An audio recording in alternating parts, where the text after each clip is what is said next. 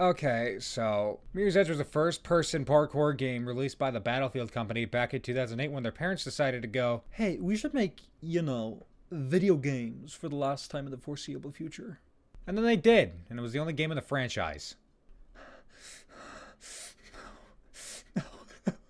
The story is the best kind of story in a niche video game from the late 2000s where it doesn't matter and is mostly ignorable. What does matter is that your name is Faith Connors and you live in Hunger City from David Bowie's Diamond Dogs album. The government doing bad censorship stuff and you're a part of a team of parkour couriers called runners that deliver information and other stuff to black market clients. Your sister got framed for murder because Star Wars Episode 1. Run! It has a relatively unique art style that uses the funny Battlefield engine in a way that isn't Gray. and War. and its stat goes for mostly white, with levels made unique by specific secondary colors. In a word, it would have to be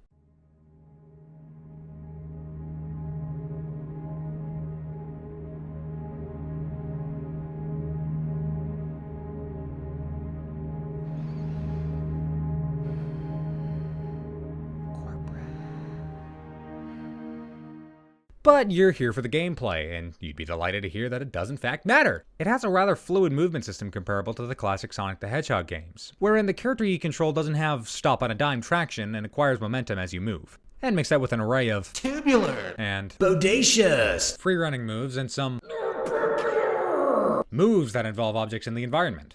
The level design accommodates for Faith's abilities and utilizes aforementioned special map objects to create an even pace through most levels. Most levels! This game also has combat. This was a mistake because it is the worst part of the game that isn't the story of Emily from Thomas and Friends running around Naboo.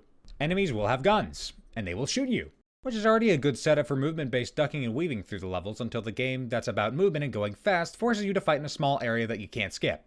You see the problem. You do have the option to casually approach the gun havers and take the gun when the game gets to the frame where you can press the button to do an animation. Or, you could just cock punch them or do something fucking interesting. It may come as a surprise to you that it's not perfect. There are several ball grinding areas that just... It's not game design. In spite of its bleach filler story arc and certain level mission design choices that were made by an actual amoeba, Mirror's Edge, through its gameplay philosophy, demonstrates the plight of Faith Connors and the runners, desiring freedom in a birdcage of metropolitan proportions. The conflict between the constant human desire for control over one's own destiny, their own lives, and how those who deem themselves worthy to rule and take advantage of those beneath them.